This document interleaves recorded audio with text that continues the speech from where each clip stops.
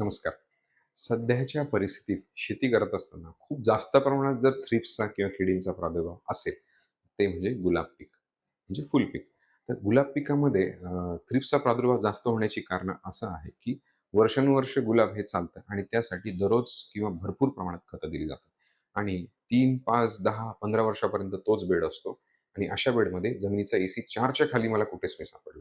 जमिनीचा ईसी जो 0 ते 0.2, 0.4 पर्यंत असला पाहिजे. तो अगदी 4 पर्यंत पोहोचला आहे.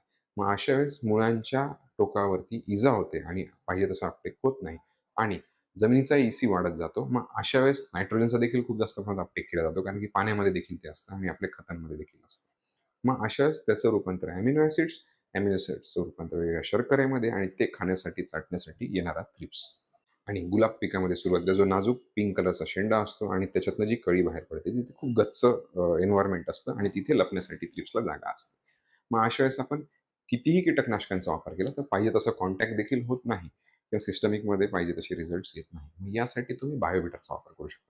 सिनेमम वेरम ऑइल युक्त असलं वॉटर बेस्ड मॉलिक्यूल असल्यामुळे कुठल्याही कीटकनाशकात, बुरशीनाशकात किंवा कुठल्याही एखाद्या खतांमध्ये कुठलेही तुम्ही जर फवारणी टाकणार असाल तर सेपरेट खर्च करायची गरज नाही.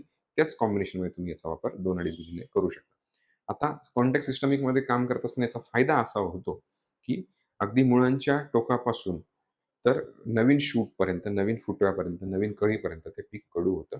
मग 7-8 दिवसातनं एकदा जर आपण त्याची फवारणी करत राहिलो, तर जास्तीत जास्त प्रमाणात जी बिटर टेस्ट त्या पिकाला येते, त्या आपल्या फुलं पिकाला किंवा गुलाबाला येते आणि त्यामुळे होतं काय, की ज्या फिमेल्स असतात किंवा या विशिष्ट वेगळ्या म्हणजे आता एवढं जास्त तापमान आहे. एवढ्या तापमानात फिमेल्स विथआऊट मीटिंग मेल्स देखील अंडी किंवा पिल्लं देत असतात. मग अशा वेळेस खूप जास्त प्रमाणात थ्रिप्स असतो. मग यावेळेस आपण वेगळ्या सारख्या-सारख्या फवारण्या घेऊ शकत नाही. मग बायोबिटरची फवारणी होऊन गेलेली असेल, तर ते पीक कडू राहतं आणि मग त्यामुळे त्या मादा देखील तिथे येत नाही किंवा आल्या तरी त्यांना ती बिटर टेस्ट लागल्यामुळे ती पिल्लं तिथे देत नाही. मग आपल्याला दुहेरी फायदा त्याचा होतो. मग यामुळे आपण 8 ते 10 दिवसातून एकदा बायोबिटरचा नक्की गुलाब पिकामध्ये वापर करावा.